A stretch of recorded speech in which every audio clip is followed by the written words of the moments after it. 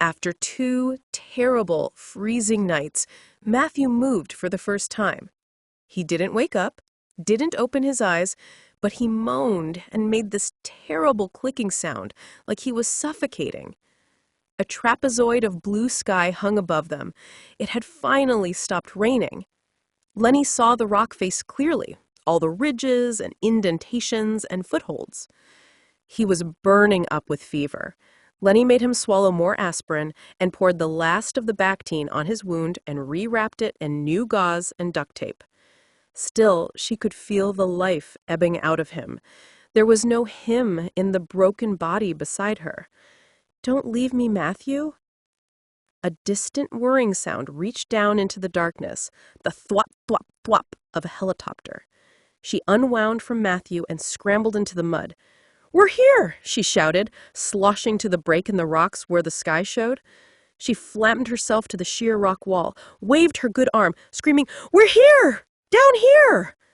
She heard dogs barking, the buzz of human voices. A flashlight shone down on her. "Lenora Albright!" yelled a man in a brown uniform. "Is that you?" "We're taking you up first, Lenora," someone said. She couldn't see his face in the mix of sunlight and shadow. "No, Matthew first. He's worse." The next thing she knew, she was being strapped into a cage and hauled up the sheer wall. The cage banged into rock, clanged. Pain ricocheted in her chest, down her arm. The cage landed on solid ground with a clatter. Sunlight blinded her. There were men in uniforms all around, dogs barking wildly, whistles being blown. She closed her eyes again, felt herself being transported to the grassy patch up the trail, heard the thwop, thwop, thwop of a helicopter. "I want to wait for Matthew," she yelled. "You'll be fine, miss," someone in a uniform said, his face too close, his nose spread like a mushroom in the middle of his face. "We're airlifting you to the hospital in Anchorage." "Matthew," she said, clutching his collar with her one good hand, yanking him close. She saw his face change. "The boy? He's behind you. We've got him." He didn't say Matthew would be fine. Lenny opened her eyes slowly, saw a strip of overhead lighting above her, a line of glowing white against an acoustical tile ceiling. The room smelled cloyingly sweet, full of flower arrangements and balloons. Her ribs were wrapped so tightly it hurt to breathe, and her broken arm was in a cast. The window beside her revealed a pale purple sky. "There's my baby girl," Mama said. The left side of her face was swollen, and her forehead was black and blue. Wrinkled, dirty clothes told the tale of a mother's worry. She kissed Lainey's forehead, pushed the hair gently away from her eyes. "You're okay?" Lainey said, relieved. "I'm okay, Lainey. You're the one we've been worried about." "How did they find us?" "We looked everywhere. I was beside myself with worry. Everyone was." Tom finally remembered a place his wife had loved to camp. He went looking and found the truck. Search and rescue saw some broken branches on Bear Claw Ridge where he fell. Thank God. "Matthew tried to save me." "I know. You told the paramedics about a dozen times." "How is he?" Mama touched Lainey's bruised cheek. "He's in bad shape. They don't know if he'll make it through the night." Lainey struggled to sit up. Every breath and movement hurt. There was a needle stuck in the back of her hand, and around it a strip of flesh-colored tape over a purple bruise. She eased the needle out, threw it aside. "What are you doing?" Mama asked. "You have 2 broken ribs." "I need to see Matthew." "It's the middle of the night." "I don't care." She swung her bare, bruised, scratched legs over the side of the bed and stood. Mama moved in close, became a stanchion of support. Together, they shuffled away from the bed. At the door, Mama lifted the curtain and looked through the window, then nodded. They slipped out. Mama closed the door quietly behind them. Lainey inched painfully forward on stocked feet, following her mother down one corridor to the next until they came to the brilliantly lit, coldly efficient-looking area called the intensive care unit. "Wait here," Mama said. She went on ahead, checking rooms. At the last one on the right, she turned back, motioned for Lainey to follow. On the door behind her mother, Lenny saw Walker Matthew written on a clipboard in a clear plastic sleeve. "This may be hard," Mama said. "He looks bad." Lenny opened the door, went inside. There were machines everywhere, thunking and humming and whirring, making a sound like human breathing. The boy in the bed couldn't be Matthew. His head was shaved and covered in bandages. Gauze crisscrossed his face, the white fabric tinged pink by blood seepage. One eye was covered by a protective cup. The other was swollen shut. His leg was elevated, suspended about 18 inches above the bed by a leather sling, and so swollen it looked more like a tree trunk than a boy's leg. All she could see of it were his big purple toes peeking out from the bandages. A tube in his slack mouth connected him to a machine that lifted and fell in breaths, inflated and deflated his chest, breathing for him. Lenny took hold of his hot, dry hand. He was here, fighting for his life because of her, because he loved her. She leaned down, whispered, "Don't leave me, Matthew. Please. I love you." After that, she didn't know what to say. She stood there as long as she could, hoping he could feel her touch, hear her breathing, understand her words. It felt like hours had passed when Mama finally pulled her away from the bed, said, "No arguments," firmly, and led her back to her own room and helped her back into bed. "Where's Dad?" Lenny said at last. "He's in jail, thanks to Marge and Tom." She tried to smile. "Good," Lenny said, and saw her mother flinch. The next morning, Lenny woke slowly. She had a split second of blessed amnesia. Then the truth tackled her. She saw Mama slumped in a chair by the door.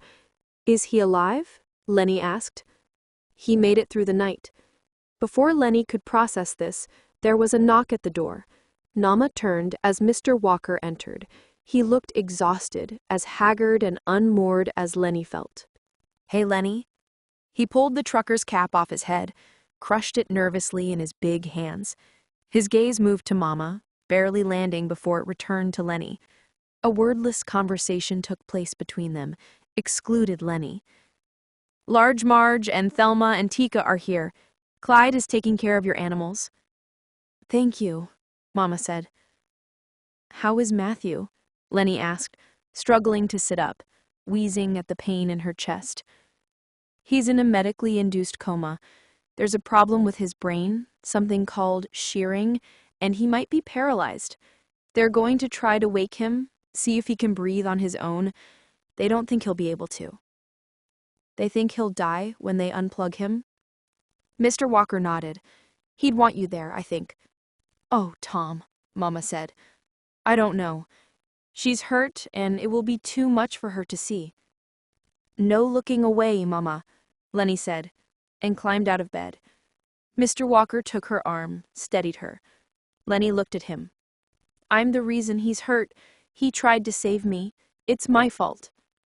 "He couldn't do anything else, Lenny, not after what happened to his mom. I know my son. Even if he'd known the price, he would have tried to rescue you."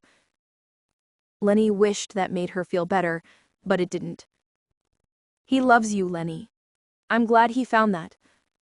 He was already talking as if Matthew were gone. She let Mr. Walker lead her out of the room and down the hall. She felt her mother behind her. Every now and then she would reach out, brush her fingertips against the small of Lenny's back. They entered Matthew's room. Alieska was already there, with her back to the wall. "Hey, Len," Alieska said. Len, just like her brother. Alieska hugged Lenny. They didn't know each other well, but tragedy created a kind of family relationship between them. "He would have tried to save you no matter what. It's who he is." Lenny couldn't answer. The door opened and 3 people came into the room, dragging equipment with them. In the lead was a man in a white coat. Behind him were 2 nurses in orange scrubs. "You'll need to stand over there," the doctor said to Lenny and Mama. "Except for you, Dad. You come stand by the bed." Lenny moved to the wall, stood with her back pressed to it. There was barely any distance between her and Alieska, but it seemed like an ocean. On one shore, the sister who loved him. On the other, the girl who'd been the cause of his fall. Alieska reached over and held Lenny's hand. The medical team moved efficiently around Matthew's bed, nodding and talking to one another, taking notes, checking machines, recording vital signs. Then the doctor said, "Okay?" Mr. Walker leaned down and whispered something to Matthew and kissed his bandaged forehead, murmured words Lenny couldn't hear. When he drew back, he was crying. He turned to the doctor and nodded. Slowly, the tube was pulled out of Matthew's mouth. An alarm sounded. Alieska said, "Come on, Maddie. You can do it." She pulled away from the wall, stepped forward, brought Lenny with her. And Mr. Walker, "You're a tough kid. Fight." An alarm sounded. Beep, beep, beep. The nurses exchanged a knowing look.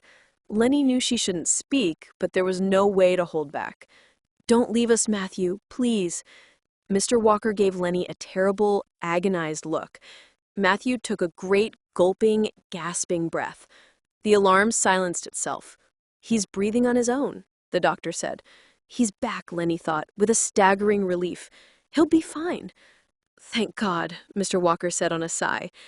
"Don't get your hopes up," the doctor said, and the room went quiet. Matthew may breathe on his own, but never wake up. He may remain in a persistent vegetative state. If he does wake, he may have substantial cognitive impairment. Breathing is one thing, life is another. "Don't say that," Lenny said too softly for anyone to hear. "He might hear you."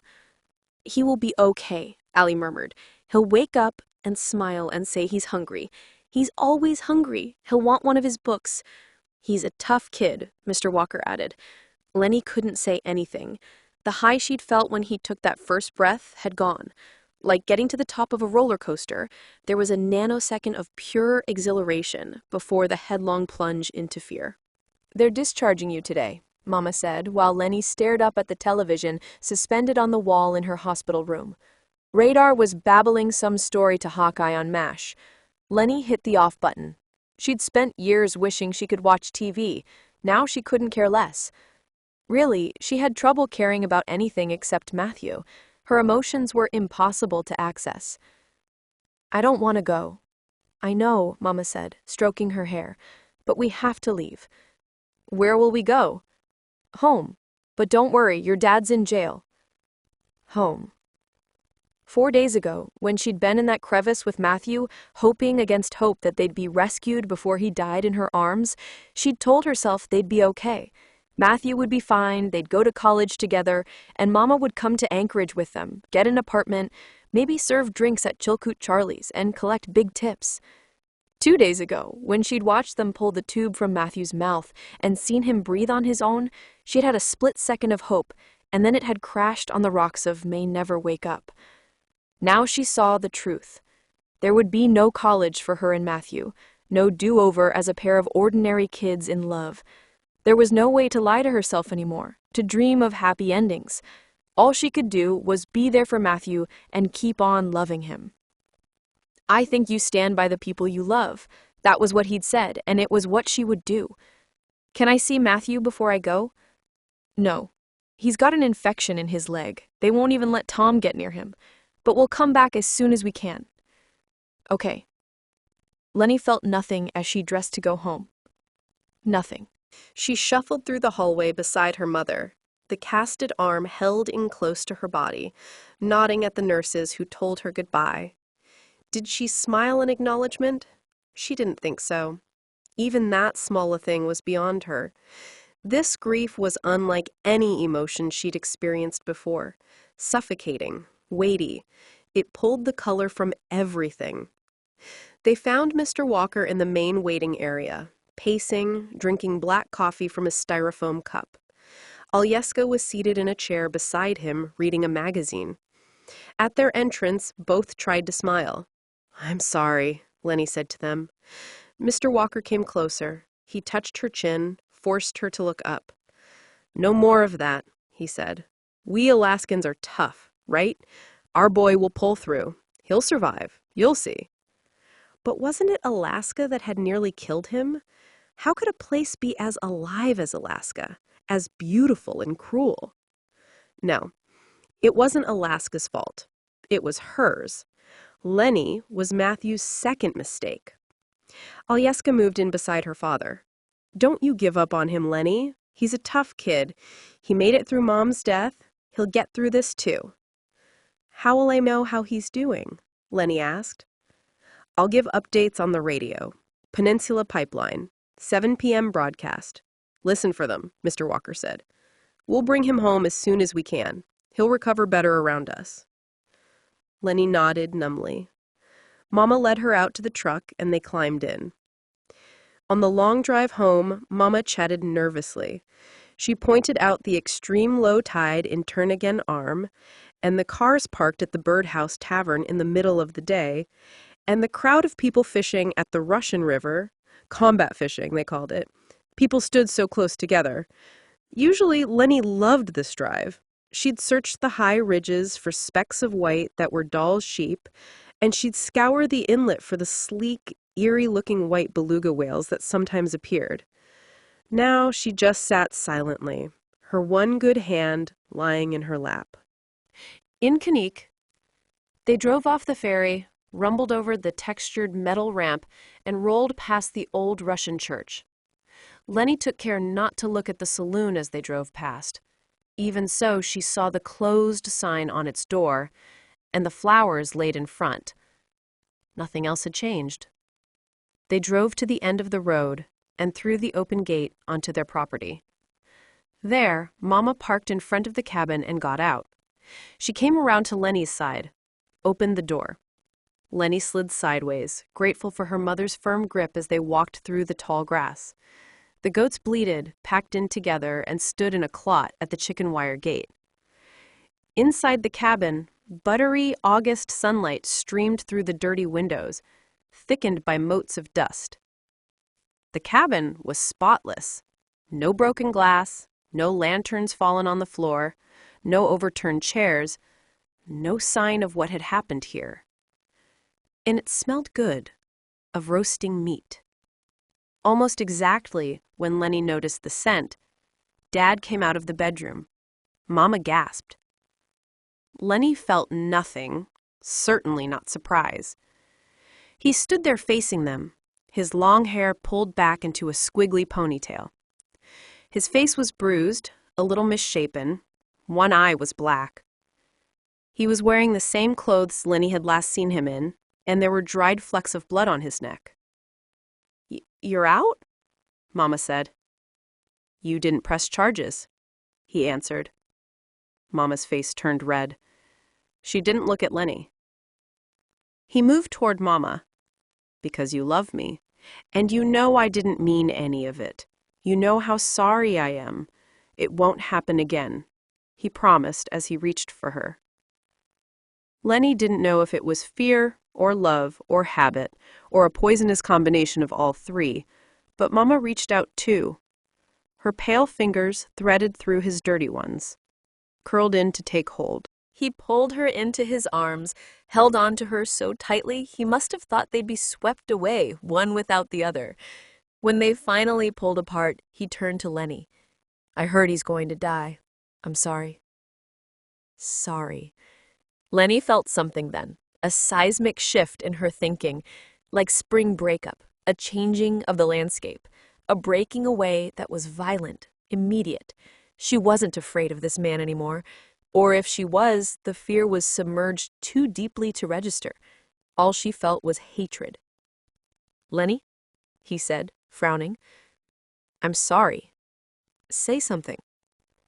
She saw what her silence did to him, how it shredded his confidence, and she decided right then she would never speak to her father again.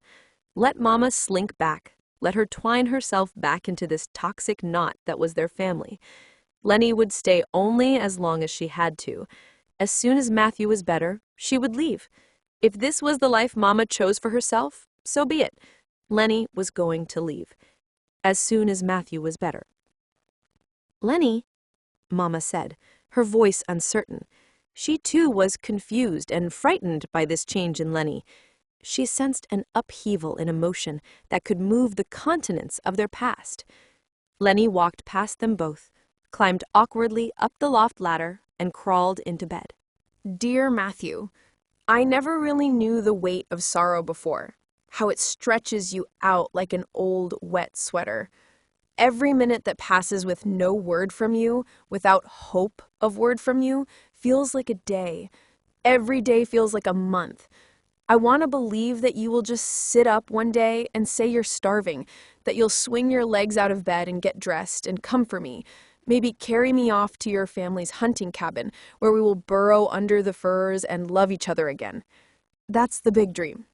Strangely, it doesn't hurt as much as the little dream, which is just that you open your eyes.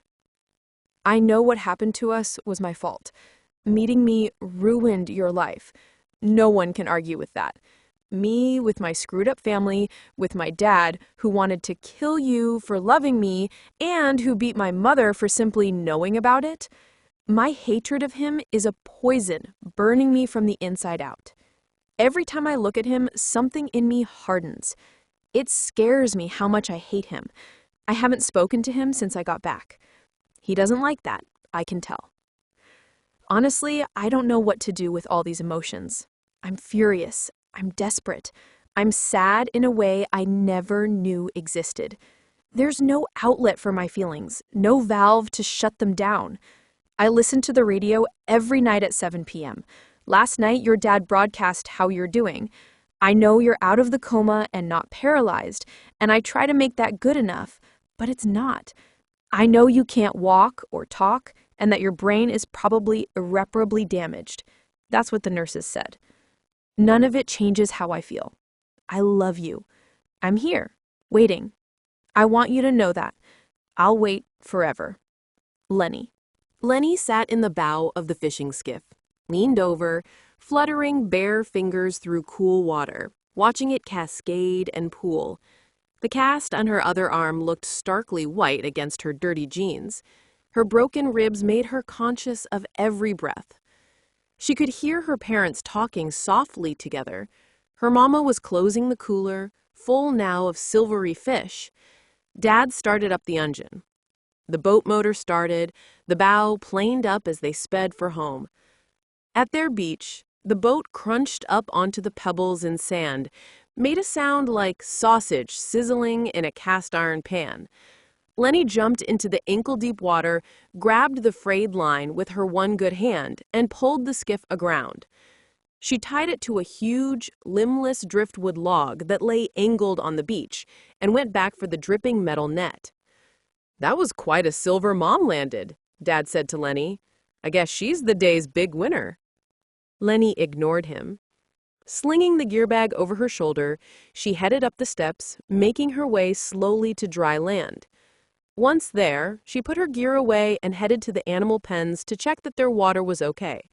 She fed the goats and the chickens, stayed to turn the compost in the bin, and then started hauling water from the river. It took longer with only one strong arm. She stayed outside as long as she could, but finally she had to go inside.